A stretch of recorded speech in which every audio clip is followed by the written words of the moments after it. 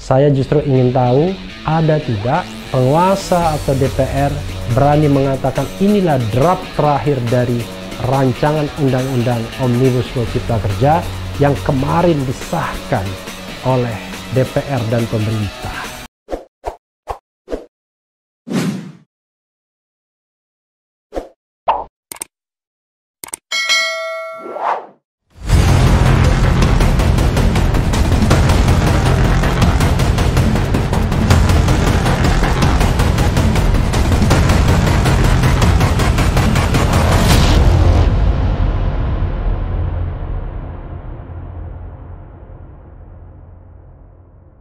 Assalamualaikum warahmatullahi wabarakatuh, sobat RH sekalian.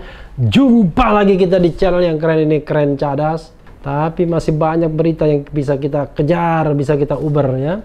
Salah satunya ini menarik, sangat menarik ya. Karena bisa kita ceritakan aspek ketatanegaranya, aspek pembentukan undang-undangnya yang kacau balau ya. Najwa Shihab kaget.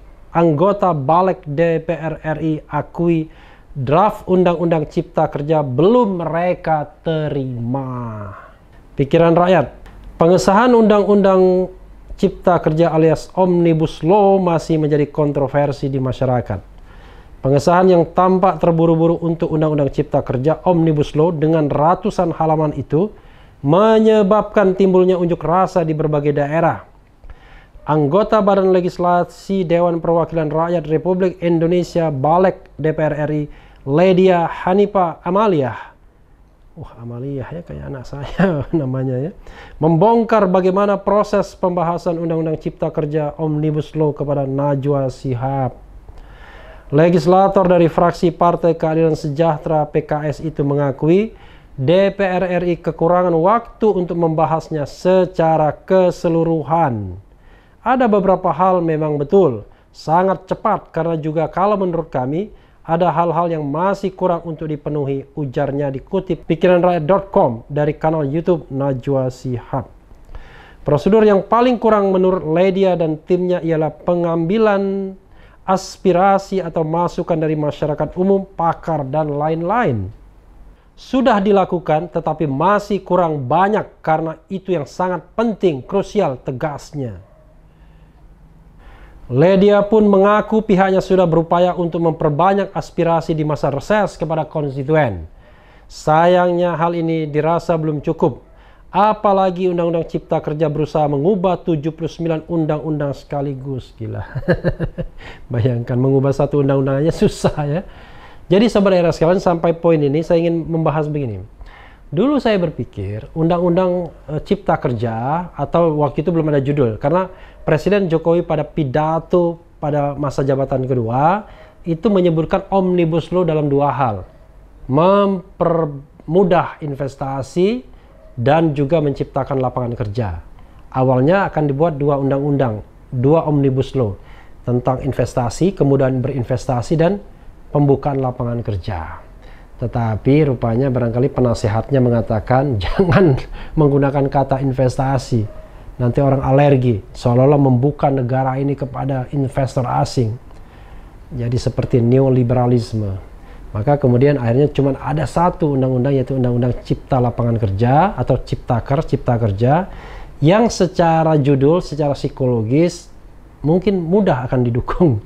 Tapi ternyata masyarakat kita sudah pandai, para buruh sudah pandai, mereka tidak hanya tergoda soal judulnya, tapi mereka juga mengikuti substansinya. Kira-kira begitu ya.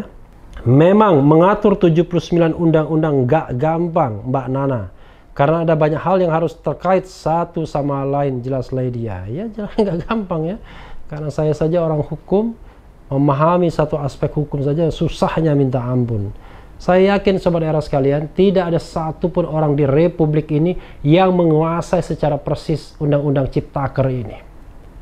Mereka hanya menguasai secara parsial sesuai dengan minat masing-masing. Karena tidak mudah, sekalipun anggota Balik sendiri pun ya.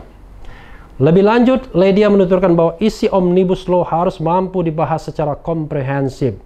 Namun sejak pengambilan keputusan dalam pembahasan tingkat 1 tidak ada draft bersih Undang-Undang Cipta Kerja yang diterima oleh fraksi-fraksi DPR RI. Sobat era sekalian, kita nanti akan bahas ya soal ini.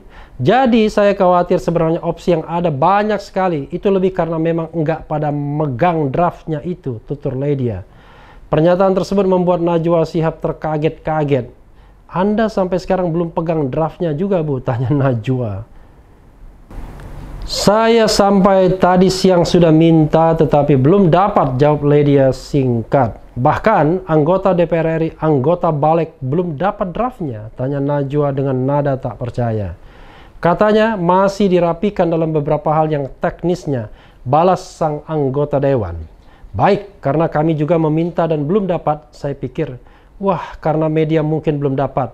Tetapi bahkan kalau anggota baliknya sendiri belum dapat, maka itu perlu dijawab, tukas Najwa. Perlu diketahui, Badan Legislasi atau Balik adalah bagian dari DPR RI yang mengurusi perumusan undang-undang baru, termasuk Undang-Undang Cipta Kerja Omnibus Law. Ya, sobat era sekalian, ini pura-pura mengagetkan, tapi inilah kelakuan anggota DPR sesungguhnya. Saya dalam beberapa kesempatan sering sekali men-share pengalaman saya ketika memantau undang-undang tentang pemilu tahun 2009. Waktu itu saya masih di CETRUS, Center for Electoral Reform. Ketika diparipurnakan, tok palu, sebenarnya pasalnya cuma 316. Tapi begitu kemudian diundangkan menjadi 320.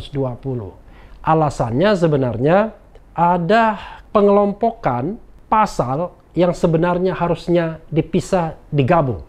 Jadi ada penambahan 4 pasal. Substansinya tidak berubah. Apakah begitu? Enggak juga. Karena ada substansi yang berubah ketika dalam seminar. Saya ingat betul tuh, seminarnya di Hotel Santika. Waktu itu yang menyampaikan adalah Lukman Hakim Saifuddin, mantan Menteri Agama yang waktu itu menjadi anggota Komisi 2. Bahkan pimpinan kalau tidak salah.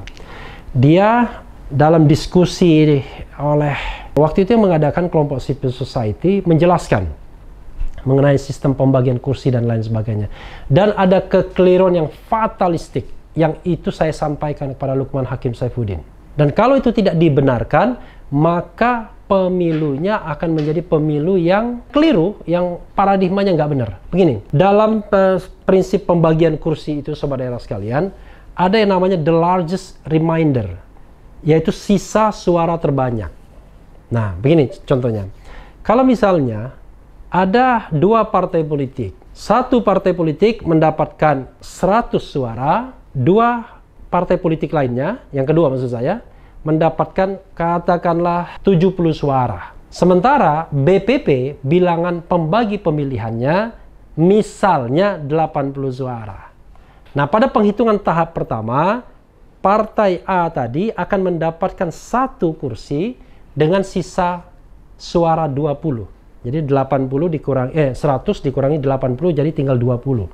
Itulah sisa suara. Sementara Partai B dalam penghitungan tahap pertama karena dia cuma 70 suaranya, dia tidak mendapatkan kursi. Tetapi sisa suaranya 70. Dalam prinsip the largest remainder dikatakan bahwa mereka yang mendapatkan sisa suara terbanyak itulah yang akan mendapatkan kursi berikutnya kalau masih ada sisa kursi yang akan diberikan. Jadi kalau ada sisa kursi kedua, diberikan kepada partai politik B tadi yang sisa suaranya 70. Bukan partai politik A. Tapi dalam draft yang disengaja oleh partai-partai besar, bunyinya adalah sisa kursi diberikan kepada partai yang mendapatkan suara terbanyak. Nah, jadi paham ya? Artinya akan mendapatkan kursi lagi partai A tersebut. Kurang kata sisanya. Dan ini sangat-sangat penting. Coba bayangkan. Kalau kata sisanya tidak diselipkan di dalam tim sinkronisasi, maka pemilu 2009 hanya akan menguntungkan partai-partai besar karena sisa kursi akan mereka dapatkan kembali. Sedikit teknis, tapi saya ingin menggambarkan itulah yang terjadi dan jangan main-main dengan detail. Karena ada orang bilang bahwa justru setannya itu di detail. Sobat daerah sekalian, saya yakin betul rancangan Undang-Undang Cipta Kerja ini mungkin tidak akan ada draft finalnya dari awal. Draftnya berubah-ubah. Karena memang 2 hal. Pertama, masukan banyak. Jadi begini, ini seolah-olah draft itu dalam progres yang terus-menerus. Kita tahu kan kelakuan kita dalam rapat setelah menyepakati sesuatu belum tentu catatannya rapi. Padahal kalau kita mau bicara tentang perubahan yang baik adalah ketika di-insert sebuah perubahan, dibaca sama-sama, dibahas lagi, dan cocok.